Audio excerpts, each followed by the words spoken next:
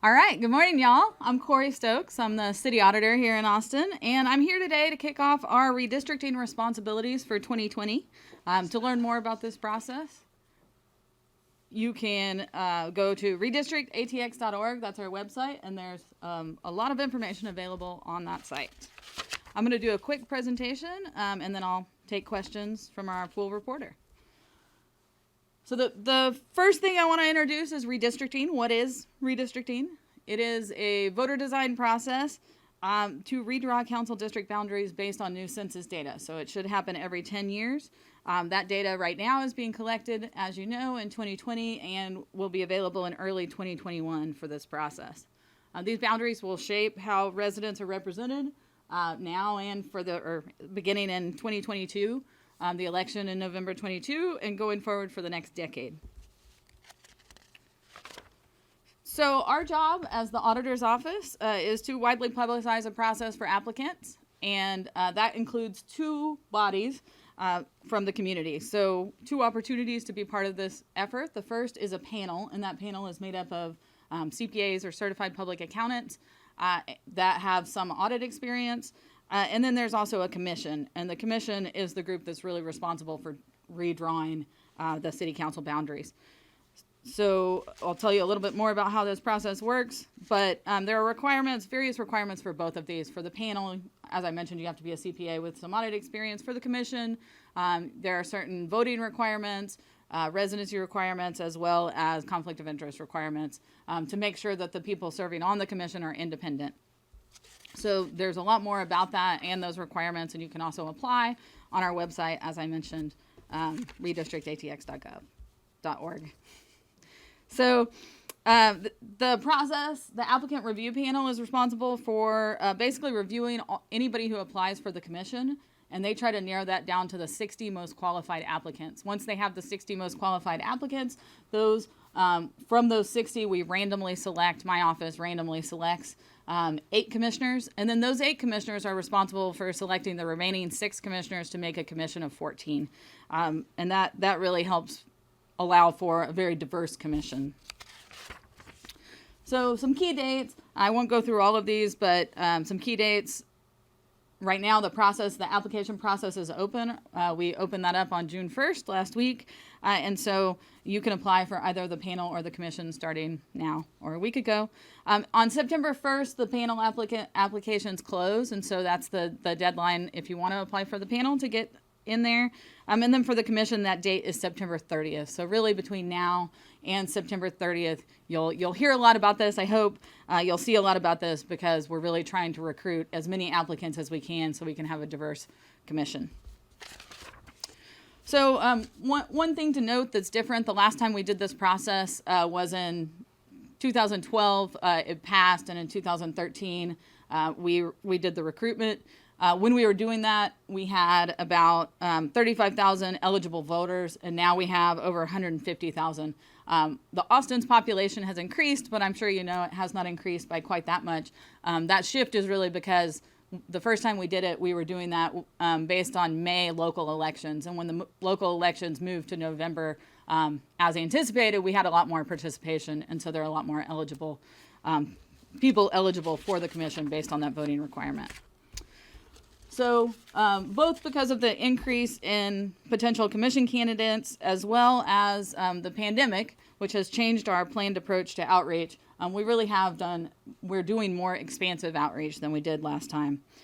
So we do still need to meet our timelines in the charter related to the commission, but we've shifted our focus to more virtual engagement and also physical outreach that does not involve in-person meetings. So that includes things like billboard, TV and radio spots, social media, virtual meetings, and more. And speaking of the and more, we are going to have a virtual town hall where the public can ask us questions virtually on June 18th at 6 p.m. And that's an opportunity for the community to learn more about the process and answer any questions they might have. And then we're going to have other virtual engagement opportunities throughout the campaign.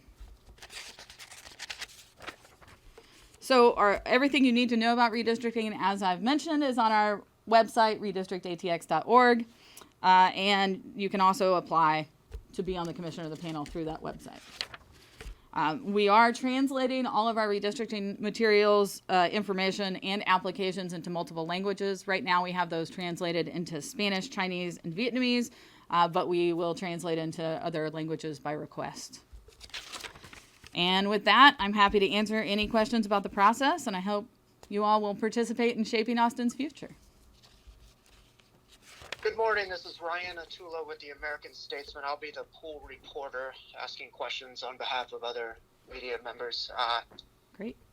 Corrie, Community Impact Newspaper asks, council members must live in their districts for 6 months before their filing deadline. Why do members of the redistricting commission have to live in the city for 5 years? I think the way that was designed by a group of citizens back when it was basically the referendum was put on the ballot and passed. And so those restrictions were all designed by those citizens at the time. So not something that we necessarily have influence over, but it is our responsibility to follow those requirements when recruiting commissioners. KUT News asks, is there a particular inequity in the current map that you want to focus on when redrawing the districts? Not to my knowledge. I think that the idea is that we don't really have that data yet. With the 2020 census, we'll have new data, and that new data will allow us to figure out, or not really us, allow the commission to figure out what the best boundaries are for the council districts to make sure that everybody is represented on the council going forward. KXAN News asked a question that you may have just answered in your last answer there. How will the growing population and changes in demographics play a role in redistricting? I think that those things are kind of key to the work that this commission will the work that is in front of this commission. So the commission is responsible for drawing. There are some requirements around, for example, they should be equivalent or near equivalent in population. And so they'll have to make sure that that's still true in any redrawing that they do. And so there are various requirements for those districts that I think this data is really going to be the challenge before this commission, is making sure that everyone has a voice or can have a voice on the Austin City Council. And then I will ask you a couple that I came up with. Is it possible that we come out of this process with more than 10 districts? I don't believe that's possible because the way it's specific in the charter that there will be 10 at-large districts plus the mayor. Okay. Community Impact has one more question. When the panel selects its 60 qualified applicants, does it have a way to ensure that they are representative of the 10 existing districts? That is information that we collect, and it's information that I believe that the panel will consider, as will the commission, when the commission is selecting the remaining 6 members of the commission. So that's definitely information that we're collecting and that we're providing to the panel. Another one for me, how, if at all, would the redistricting impact elections for a city council member who has years left on his or her term? Would it impact it all, or would their district just potentially change? So my understanding is that it would not impact them currently or before the election in 2022. I believe they would serve out their term, but that's really more of a legal question and something that we can get more information about. But you do have to live in the district that you represent. So at some point, if you no longer lived in the same district, you would be impacted by this process. Okay. And a clarification for me, again, you said that the 14 members of the commission include CPAs? No, that's the panel. So the applicant review panel is the group that selects the 60 most qualified commissioners. And so you could be a CPA and be on the commission, but you have to be a CPA to be on the panel. And then that panel, which is CPAs with at least 5 years of audit experience, I believe it is, they are responsible for narrowing down however many applications we get to what they feel is the 60 most qualified. And how large will that panel be? 3 people. I got you.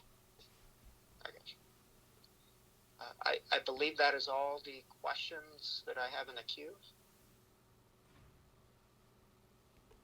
Excellent. Thank you very much for your time. Thank you, Corey.